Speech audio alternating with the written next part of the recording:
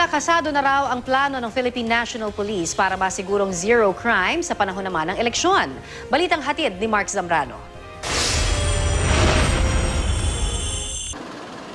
Zero crime rate. Ito ang target ng PNP sa darating na May 2016 presidential elections.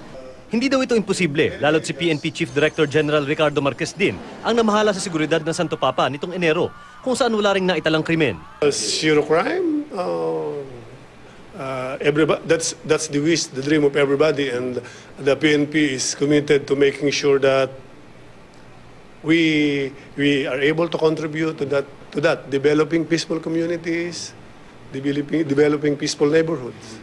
Kritikal ang implementasyon ng mga security procedures na ilalatag ng PNP para sa 2016 presidential elections. Bukod sa pagbabantay sa mga election hotspots, kailangan din isaalang-alang ang seguridad hindi lamang ng mga kandidato, kundi pati mga botante sa buong bansa.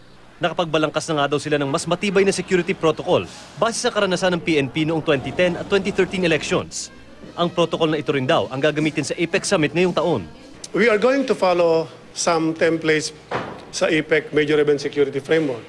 And that would be, number one, making sure that our deployment is situation-driven. So we're making sure that a threat assessment is done in every province. We're going to make sure that there is contingency planning before sometime within the election period.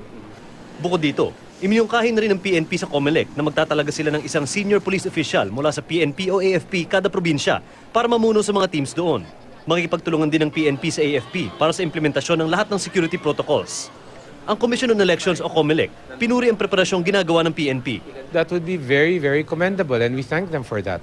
No? And we haven't talked to them, I think, about this specifically, but if that's their goal, then we welcome it, we are very thankful for it, and we look forward to working with them on it. Pinag-aaralan na rin umano sa COMELEC and Bank ang petisyon ng PPCRV na agahan ng implementasyon ng total gun ban.